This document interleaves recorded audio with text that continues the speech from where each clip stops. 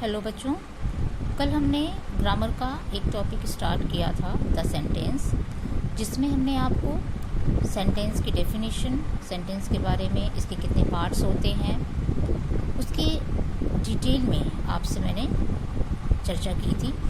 आज उसी टॉपिक को कंटिन्यू करते हुए आज मैं आपको काइंड्स ऑफ सेंटेंसेस पढ़ाने जा रही हूँ। काइंड्स ऑफ सेंटेंसेस यानी कि वाक्य के प्रकार। आम बोलचाल की भाषा में जब मनुष्य अपने विचारों का आदान प्रदान करता है, उस समय वो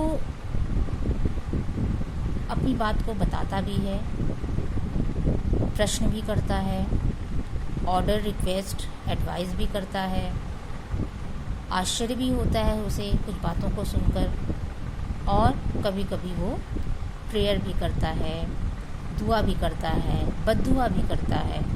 तो इस तरीके से सेंटेंसेस को 5 भागों में यानी कि 5 तरीके के सेंटेंसेस में कैटेगराइज किया गया है, जिसमें कि आपका फर्स्ट है एडजेक्टिव सेंटेंस, जिसे हम स्वीकारात्मक सेंटेंस भी कहते हैं। एडजेक्टिव सेंटेंस को डिक्लेरेटिव सेंटेंस भी कहा जाता है। इस एडजेक्टिव सेंटेंस के 2 पार्ट हैं, अफर्मेटिव यानी कि पॉजिटिव सेंटेंस और निगेटिव सेंटेंस। सेकंड सेंटेंस है इंट्रोगेटिव सेंटेंस, जिसे हिंदी में कहते हैं प्रश्नवाचक वाक्य, जिसमें हम प्रश्न करें, क्वेश्चन पूछें।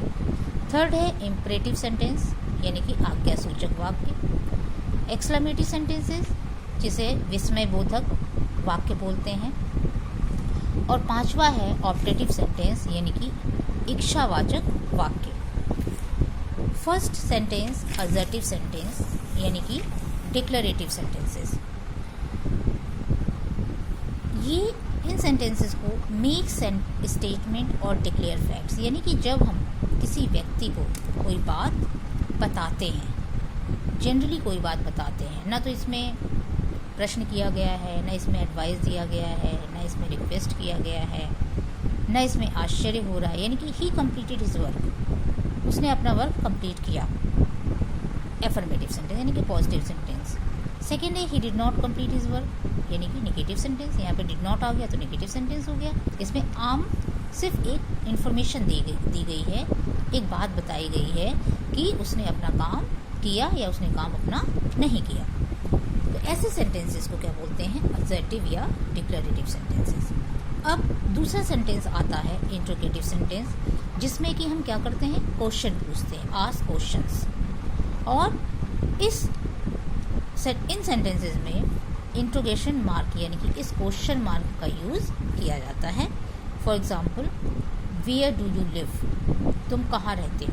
Question mark. What is your name, तुम्हारा नाम क्या है? Question mark. यानी कि जब हम किसी व्यक्ति से कोई प्रश्न करें तो ऐसे सेंटेंसेस को इंट्रोगेटिव सेंटेंसेस कहते हैं। थर्ड सेंटेंस है इम्परेटिव सेंटेंस।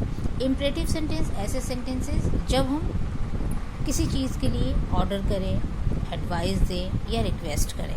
जैसे गो विथ राम, राम के साथ जाओ, ये क्या है? ऑर्डर है। या कोई कहे sit down, go. Second, always speak the truth, ये एडवाइस दी गई है कि हमें सदैव या हमेशा सत्य बोलो। या डॉक्टर हमें एडवाइस देते हैं कि हमें क्या करना चाहिए? स्वच्छ तरीके से रहना चाहिए, हमें समय से दवाइयाँ खानी चाहिए। तो इस टाइप के जो सेंटेंसेस होते हैं वो क्या होते हैं? एडवाइस होते हैं। या आपके पेरेंट्स आपको एडवाइस देते हैं कि हमें क्या करना चाहिए? हमेशा सच बोलना चाहिए, कभी झूठ नहीं बोलना चाहिए। Always speak the truth. Request है, मान लीजिए हमने किसी से रिक्वेस्ट किया, जिसमें प्लीज़ आपने यूज़ किया, प्लीज़ टेल मी, कृपया मुझे बताओ। इस तरीके के सेंटेंसेस भी हम बोलते हैं। तो ऐसे सेंटेंसेस क्या कहलाते हैं? Imperative sentences.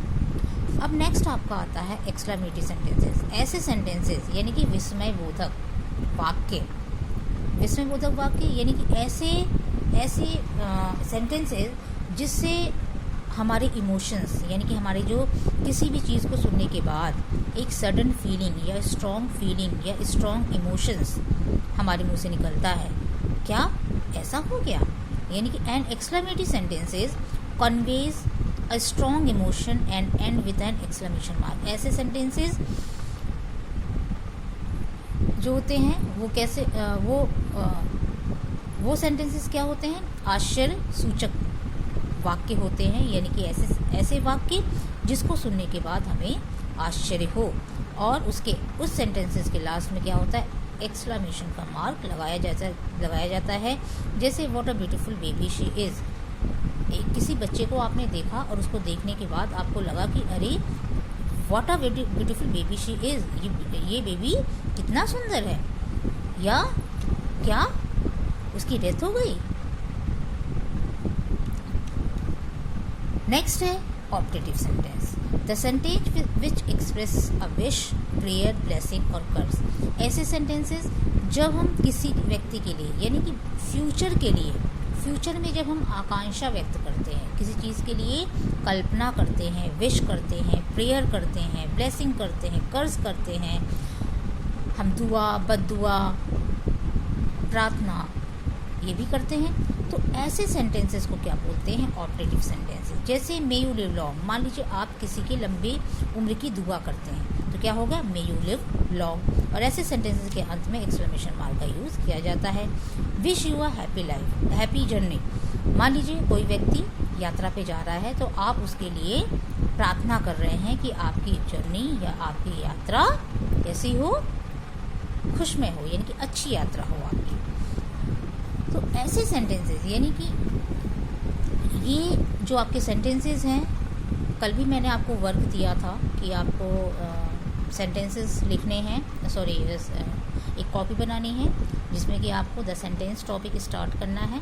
उसमें आपको डेफिनेशन और काइंड्स ऑफ सेंटेंसेस मैंने कल भी आपको लिखवा दिया था, लेकिन उसकी डिटेलिंग नहीं की थी, तो आपको आज मैंने ये बता दिया है। इसी तरीके से आप अपना work kinds of sentences topic डालकर, हेडिंग डालकर, आप 1 बाय 1 सभी सेंटेंसेस को इंग्लिश में भी और उसकी हिंदी भी लिखकर उसके 2-2 एग्जाम्पल्स लिखिए। और आगे और भी सेंटेंसेस, आपके लिए होमवर्क ये है कि आप सेंटेंसेस अपनी बुक में आप सेंटेंसेस देखिए और उस बुक से सारे सेंटेंसेस को पहचानने की कोशिश करिए कि कौन सा सेंटेंस कैसा है। एडजेक्टिव सेंटेंस पढ़िए, उसको पहचानिए कि एडजेक्टिव सेंटेंस है, वो इंट्रोगेटिव सेंटेंस है, या इम्परेटिव सेंटेंस है, या एक्सक्लेमेटिव सेंटेंसेस है, या ऑप्टेटिव सेंटेंसेस है। ओके, देन नेक्स्ट वीडियो में हम दूसरे टॉपिक पे बात करेंगे। Okay, bye bye.